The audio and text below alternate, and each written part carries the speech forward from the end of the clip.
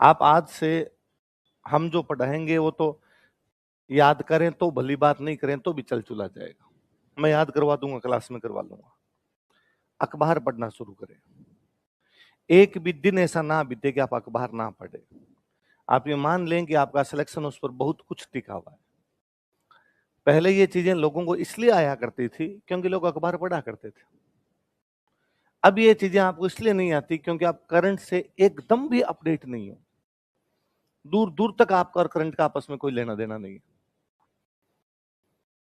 मैं 12th के बाद में एनिमेशन करने लग गया था। एनिमेशन समझते हो? कार्टून फिल्में जो बनती। कोई एग्जाम हुआ था, सरकार ने एग्जाम लिया था, राजस्थान गवर्नमेंट ने कहा कि हम एक बैच बनाएंगे और उसमें बच्चों को एनिमेशन सिखाएंगे। जो बच्चे एनिमेशन सीख लेंगे उनको हम अलग अलग कंपनियों में हम ही जॉब दिलवा देंगे, प्लेसमेंट दिलवा देंगे। उसमें हम अलग अलग एज ग्रुप के थे। जैसे मैं 12th करते ही आ गया था। मेरे एक रूममेट थे, क्लासमेट भी थे, उन्होंने एलएलएम कर रखा था, मतलब वो मेरे से 10 साल सीनियर थे। बीए किया, एमए किया, एलएलबी की, एलएलएम किया। 3 2 5 3 2 5 सीधे सीधे 10 साल हो गए। पर हम रूममेट थे, एक जैसा कोर्स सीखने के लिए जाया करते थे। एक बार हम एक अंकल मिले, हम कहीं बैठे थे तो हम आपस में चर्चाएं कर रहे थे। 2008 की बात है, विधानसभा के चुनाव होने वाले थे राजस्थान के अंदर। अभी 2023 में विधानसभा के चुनाव है, 2008 में। मेरी उम्र 19 साल, वो भैया 29, और हम दोनों बैठे बैठे वहां पर इस बात पर चर्चा कर रहे कि राजस्थान में कौन सी सीट से कौन जीतेगा। मैं बीकानेर का रहने वाला हूँ, चूरू मेरा गांव पड़ता है, तो मैं पहले उनको बीकानेर और चूरू की सीटें बता रहा था कि हमारे इस सीट से ये जीत जाएगा, इससे ये जीत जाएगा।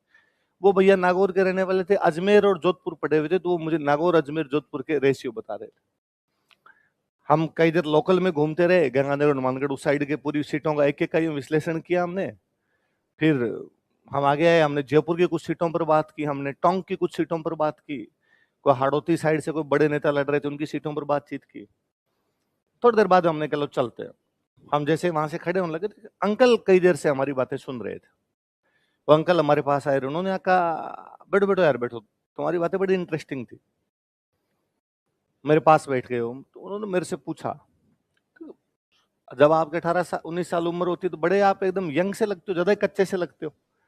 और मैं यूं दुबला पतला सा और था। तो मेरे से पूछा तुम क्या करते हो? तुम? मैं एनिमेशन की तैयारी करता हूँ, एनिमेशन का कोर्स करता हूँ। तो तुम्हें क्या पता कौन सी सीट से कौन जीत जाएगा? और तुम यार बहुत सटीक बोल रहे थे, बहुत एक्यूरेट थे कई कई सीटों पर। तो कहाँ के हो तुम? मैं बीकानेर का हूं। तुम्हें क्या पता टोंक की कौन सी सीट पर कौन जीतेगा? क्या तुम टोंक गए हो कभी? ना, हमारे 7 पीढ़ियों में किसी ने जयपुर क्रॉस नहीं किया। तुम कैसे जानते हो? मैं अखबार पढ़ता हूं। कौन सा? मगर आसपास में 6 7 मिलते हैं सारे। यार तुम वाकई बहुत अच्छे हो।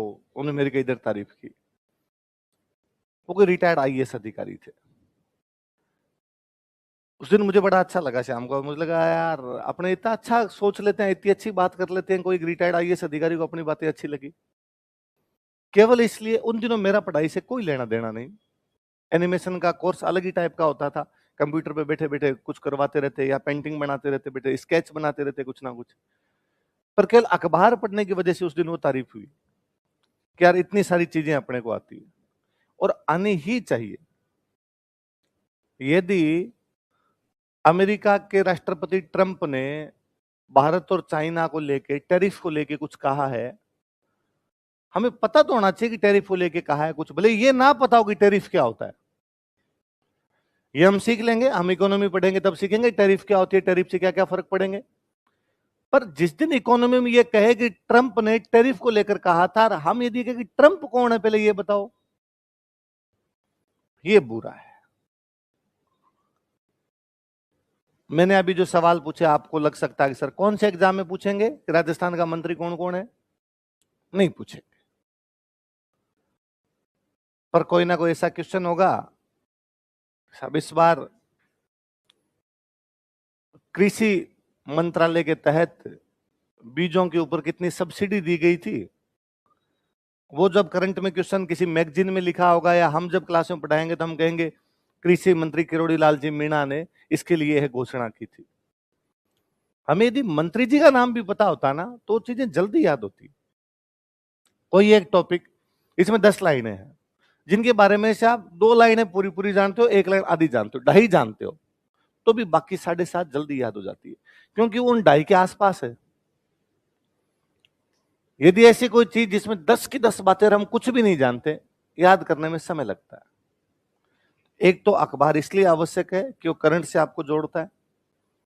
दूसरा, आपके लिए मैं इसलिए कहता हूं कि अखबार इसलिए अच्छा है कि आप हिंदी लिखनी सीखोगे। अब इस बात को मान लीजिए, भले बुरा लगे तो भी मान लीजिए कि आपको हिंदी लिखनी नहीं आती।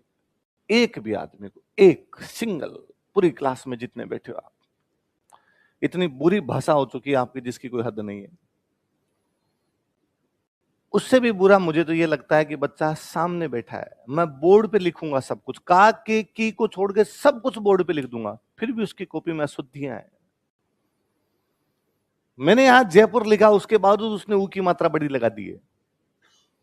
वो ध्यान ही नहीं दे रहा इस बात पर कि ऊ की मात्रा का भी ध्यान रखना आवश्यक होता है।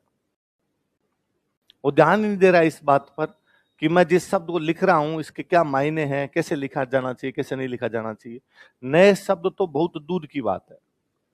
अखबार इसलिए पढ़ लीजिए कि आपको उसमें नए शब्द मिलेंगे। अखबार इसलिए पढ़ लीजिए कि उससे आपकी अशुद्धियां जो है वो दूर होने लग जाएगी। स्टूडेंट फिर आगे पूछता है कौन सा अखबार पढ़ूं, जो अच्छा लगे, जो सबसे अच्छा लगे आपको वो। सर अच्छे की क्या परिभाषा है, तो जो सस्ता हो वो पढ़ ले। अखबार वाले से जाके पूछ सबसे सस्ता कौन सा, वो कहे कि 2 रुपए का अखबार आता महानगर ज्योति, तो महानगर ज्योति पढ़। वो कहे 1.5 रुपए का एक शाम को आता है सांधे, सांधे दैनिक, तो सांधे दैनिक पढ़ ले। वो 1 रुपए का जयपुर समाचार आता है तो जयपुर समाचार पढ़ ले। कोई फर्क नहीं पड़ता। कौन से की बात तब आती है जब हमने 10 पढ़ लिए हो कि क्वालिटी। हमें तो शुरू करना है, किसी से कर लिया जाए ना, आसपास में जो मिलता है उसको। सर अखबार में क्या पढ़ूं, जो अच्छा लगे। तू तो ये मान ले कि डेली आधे पौने घंटे अपने को अखबार पढ़ना ही है। सर क्या, तो भी तुझे यदि अखबार में लगा है कि नशे में धुत डंपर चालक ने जयपुर में 13 लोगों को कुचला, पढ़। तुझे ये पता चलेगा डंपर में से बिंदी कहां लगानी है, डै पे, पै पे, रै पे। तुझे पता चलेगा धुत, तो इसके अंदर तय कैसे लिखना है, ऊ की मात्रा छोटी आएगी कि बड़ी आएगी, ये चीज भी तो सीखेगा। वो कुचला के अंदर भी तुझे पता चलेगा कि ऊ की मात्रा छोटी है कि बड़ी है, पढ़ ले, कोई दिक्कत नहीं है। आप सर उसमें तो इस प्रकार की न्यूज है, ग्रामीण वे बैंक के बाहर इकट्ठे, बैंक कर्मियों को दी चेतावनी, पढ़ ले अपने। बैंक में 2 मात्रा आती है और 1 बिंदी लगती है, तुझे पता चलना चाहिए, तुझे नहीं आता अब तक, इस बात को मान ले, वो काम आ जाएगी कुछ ना कुछ। चेतावनी दी, कैसे लिखा उसने, दी है, दिया है, दी की मात्रा छोटी लगाई है, बड़ी लगाई है, ये सीख लेगा। सर इसके अंदर तो यह था कि भारत की महिला क्रिकेट टीम ने वर्ल्ड कप जीता, दक्षिण अफ्रीका को हराया, ऋचा घोष ने इतने रन बनाए, दीप्ति शर्मा ने 5 विकेट लिए, 50 रन भी बनाए। नाम तो याद हुए कि ऋचा घोष और दीप्ति शर्मा इस दुनिया में कोई है, और वो भारत की तरफ से क्रिकेट खेलती है, कम से कम नाम तो याद किए उनके। ये एग्जाम के अंदर क्वेश्चन आ जाएगा। महिला वर्ल्ड कप के फाइनल में किस एक खिलाड़ी ने 50 रन तथा 5 विकेट दोनों लिए थे, दीप्ति शर्मा।